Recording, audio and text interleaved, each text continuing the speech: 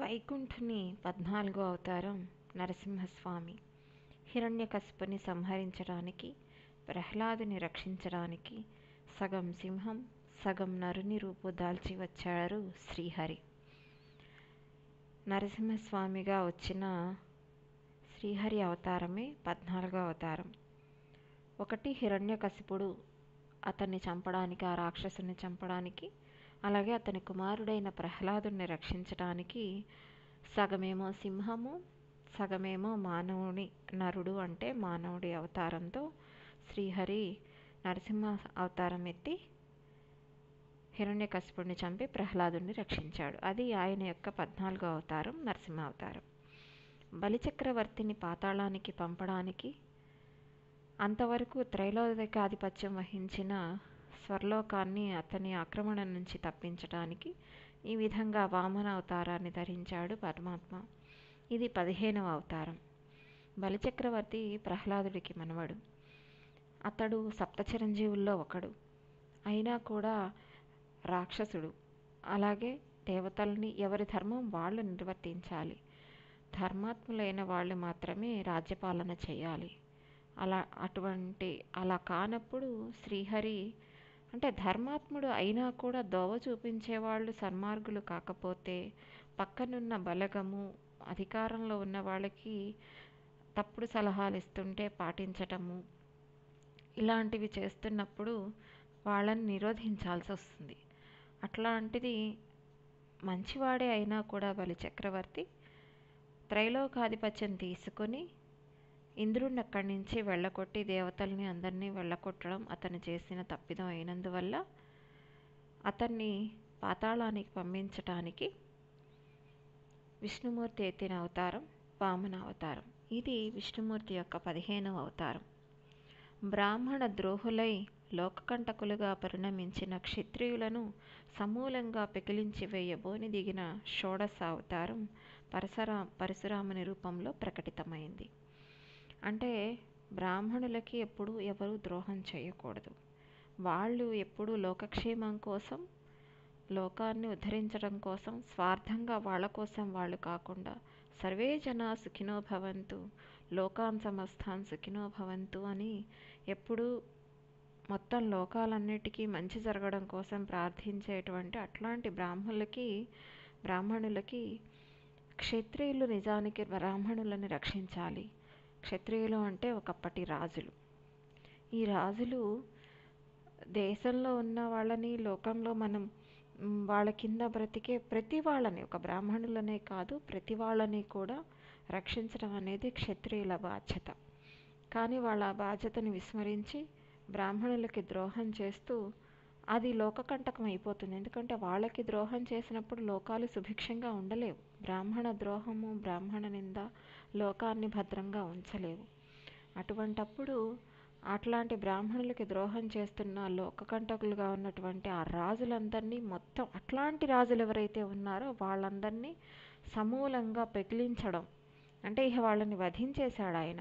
అట్లాంటి అవతారం ఎత్తిన అవతారం పరశురాముడి అవతారం. అదే షోడశ అవతారం విష్ణుమూర్తిది. అంటే 16వ అవతారం పరశురాముని అవతారం. సత్యవతి పరాశరులకు జన్మించి వేదాలను శాఖలుగా విభజించిన వ్యాసుని అవతారం 17వది. సత్యవతీదేవి, పరాశర మహర్షి వీళ్ళిద్దరికీ వేదాలను శాఖలుగా వీళ్ళిద్దరికీ జన్మించాడు ఆయన. వేదవ్యాసుడి తల్లిదండ్రులు సత్యవతీదేవి, పరాశర మహర్షి. వీళ్ళిద్దరికీ జన్మించాడు.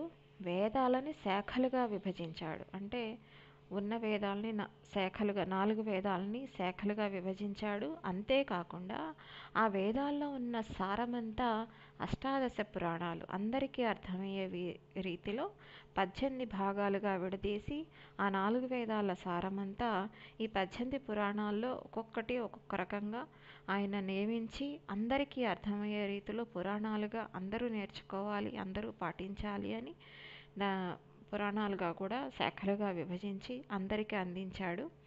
అదే విష్ణుమూర్తి యొక్క 17వ అవతారం వ్యాస భగవానుడి అవతారం. ఈ వేదవ్యాసుడి పేరు మీదే మనం గురు పూజ చేసుకుంటాం.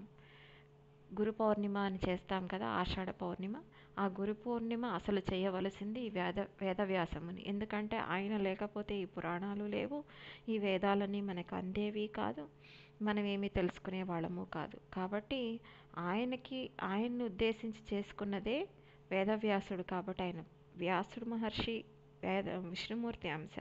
సో ఆయన అందించాడు కాబట్టి ఆయన పేరు మీద గురు పూర్ణిమ మనం చేసుకుంటాం. కానీ ఈ రోజుల్లో అందరినీ గురువు అనడము, అందరూ మాకు గురువులే అని పూజలు చేయడము, అసలైన వేదవ్యాసుడిని శంకర భగవత్పాదుల్ని వదిలేయడము, ఆయన శంకరులు స్థాపించిన పీఠాధిపతుల్ని వాళ్ళని వదిలేయడము, మిగతా వాళ్ళందరినీ మాత్రం గురువులు అనుకుంటూ ప్రతి వాళ్ళని గురువు అనుకుంటూ చేయడం ఒక ఇదైపోయింది. ఇక అదంతా పెద్ద విషయము. అది ఇప్పుడు మనం చెప్పుకోవడానికి కూడా లేదు, చాలా పెద్ద విషయం అది. ప్రస్తుతం ఇక్కడ 17వ అవతారం వేదవ్యాసుడిగా శ్రీ విష్ణుమూర్తి అవతరించినది 17వ అవతారం. ఇక అందరికీ సుపరిచితమైన శ్రీరామ అవతారం 18వది. రావణ సంహారం ప్రధాన లక్ష్యంగా గల అవతారం ఇది. శ్రీరాముడు అంటే తెలియని వాళ్ళు లేరు. మనది వేదభూమి, శ్రీరామరాజ్యం కావాలి అని ప్రతి వాళ్ళు కోరుకుంటారు. హిందూ ధర్మాన్ని నమ్మే వాళ్ళందరూ కూడా రామావతారం అంటే తెలియని వాళ్ళు ఉండరు. ఊర్లో ఏ ఊరికైనా ఊరికి ఒక రామాలయమైనా ఉండి తీరుతుంది మన భారతదేశంలో. మనది రామరాజ్యం. 11,000 సంవత్సరాలు ధర్మపాలన సాగించిన రామరాజ్యం రామరాజ్యంలో ఉన్న భరతఖండం మనది. జై శ్రీరామ్ నాదం అనేది నినాదము ఎప్పటికీ అలా వస్తూ రామభక్తి మెండుగా ఉన్న ఈ మధ్యనే బాలరాముని ప్రతిష్ఠ అయోధ్యలో చేసుకున్న దేశం మనది. అలాంటి రామావతారం రావణ సంహారం ప్రధాన లక్ష్యంగా వచ్చింది. దాంతోపాటే రామో విగ్రహవాన్ ధర్మ అని ధర్మ సంస్థాపన కూడా చేసిన అవతారం శ్రీరామావతారం. రావణ సంహారమే ఎందుకు ప్రధాన లక్ష్యంగా అయ్యింది అంటే రావణాసురుడు చెయ్యని దుష్కర్మలు లేవు. ఆయన గురించి ప్రతి దేవతలు, మానవులు, మునులు, తపస్సులు అందరినీ బాధ పెట్టినవాడు. అందరూ వచ్చి విష్ణుమూర్తికి మమ్మల్ని కాపాడు స్వామి అని అడిగినప్పుడు ఆయన రావణాసుర సంహారం మాత్రం ప్రధాన లక్ష్యంగా చేసుకుని ఆ తర్వాత దానితో పాటు ఆయన్ని సంహరిస్తేనే దాదాపుగా ధర్మ సంస్థాపన అయిపోతుంది. ఎందుకంటే అలాంటి లోకకంటకుడిని సంహరిస్తే ధర్మ స్థాపన ఎలాగూ జరుగుతుంది. దాంతోపాటు ఒక రాజు ఎలా ఉండాలి, ఒక మనిషి ఎలా ఉండాలి, ఒక భర్త ఎలా ఉండాలి, ఒక కొడుకు ఎలా ఉండాలి, ఇవన్నీ నిరూపిస్తూ ఒక శిష్యుడు ఎలా ఉండాలి. రాముడు అంటేనే సర్వలక్షణ సంపన్నుడు, ఆయన్ని మించిన దైవం లేడు అని చెప్పుకునేలాగా మనం ఈ రోజుకి వింటూ ఉంటాము.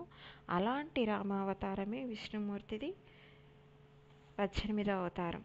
ఇహ దుష్ట శిక్షణ ముఖ్యోద్దేశంగా, శిష్టరక్షణ దుష్ట శిక్షణ ముఖ్యోద్దేశంగా ఏకకాలంలో 2 అవతారాలు ధరించడం ఆ పరంధామునికే సాధ్యం. ఒకేసారి 2 అవతారాలు ఎత్తాడు. ఒకప్పుడు నరనారాయణ అవతారం ఎత్తాడు. ఆ తర్వాత బలరామ శ్రీకృష్ణులుగా భూలోకానికి దిగిన 19, 20 అవతారాలు విష్ణుమూర్తివి దుష్ట శిక్షణ శిష్టరక్షణ ముఖ్యోద్దేశంగా ఒకేసారి 2 అవతారాలు ఎత్తారు. అవి ఆయన 19, 20 అవతారాలు బలరామ శ్రీకృష్ణులు. దైత్యగణాలు మానవ రూపంలో జన్మించడంతో అర్జునాదుల చేత వారిని నిర్జింపజేయడం ద్వారా భగవానుని ఉద్దేశం ఈ అవతారాలలో నెరవేరింది. పైకి శ్రీకృష్ణుడు దేవుడు అని చెప్పుకుంటూనే ఆయన దైత్యుల అవతారం, దైత్యగణాలు అంటే రాక్షసులే మానవ రూపంలో జన్మించారు.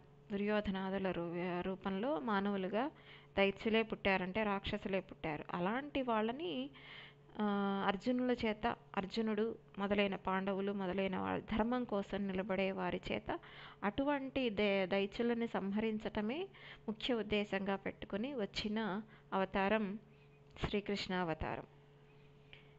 ఈ పురాణం ప్రజలకు అందే నాటికి బుద్ధ అవతారం జరిగి ఉండలేదనిపిస్తోంది. కనుకనే బుద్ధో నామ్నా జినసుతః కీకటేషు భవిష్యతి అని చెప్పబడింది. అంటే ఈ గరుడ పురాణం ఎప్పుడైతే రాయబడిందో అప్పటికి ఇంకా బుద్ధావతారం అనేది రాలేదు. ఎందుకంటే భవిష్యత్తులో ఆ బుద్ధుడు అన్న పేరుతో ఒక అవతారం వెలుస్తుంది అని చెప్పేసి రాయబడింది ఈ పుస్తకంలో, అంటే ఈ గరుడ పురాణంలో. దేవద్వేషులైన జనులను మోహంలో ముంచెత్తడానికి, వేద ప్రామాణ్యం తిరిగి వేళ్ళూనుకోవడానికి, కలియుగ సంధ్యాంత వేళ ఈ అవతారం మగధ దేశంలో జరగనున్నది. ఇది 21వది. దైవుణ్ణి ఎంతసేపు దైవనింద చేస్తూ దేవుణ్ణి ద్వేషిస్తూ బతికేవాళ్ళు జనుల్లోనే ఉంటారు. మోహంలో ముంచెత్తడం అట్లాంటి వాళ్ళని ఆయన తన మోహంలో ముంచెత్తుతాడనమాట. వేద ప్రామాణ్యం అంటే వేదాలకున్న ప్రాముఖ్యత మళ్ళీ తిరిగి పెరగడానికి పెంచడం కోసం కలియుగ సంధ్యాంత వేళ అంటే కలియుగం ప్రారంభమయ్యి ఇదవుతున్న సమయంలో ఈ అవతారం మగధ దేశంలో వస్తుంది అని చెప్పబడింది. ఇది 21వ అవతారం, బుద్ధ అవతారం. కలియుగంలో రాజవంశాలు అంతరించిపోయే సమయంలో విష్ణుయసుడనే బ్రాహ్మణునికి కల్కిగా అవతరించనున్నాడు. అంటే రాజవంశాలన్నీ పోయి, ఇప్పుడు ఆల్రెడీ పోయినాయి రాజవంశాలన్నీ పోయి, ప్రజాస్వామ్య రాజ్యం వచ్చింది, డెమోక్రసీ. సో ఆ టైంలోనే, అట్లా ఉన్న సమయంలోనే విష్ణుయసుడు అనే బ్రాహ్మణునికి, బ్రాహ్మణ వంశంలో కల్కి భగవాన్గా, కల్కి పురుషుడు, కలియుగంలో కల్కి అవతారం అనమాట. కల్కి అవతారం రాబోతోంది. అది కూడా ఎవరికి పుడతాడు? ఆయన విష్ణుయసుడు అనే బ్రాహ్మణునికి జన్మిస్తాడట. పరంధాముని 22వ అవతారం ఇది. ప్రధానంగా ఈ అవతారాలే కాక, అంటే ఈ 22 అవతారాలు ముఖ్యంగా చెప్పుకున్నవి.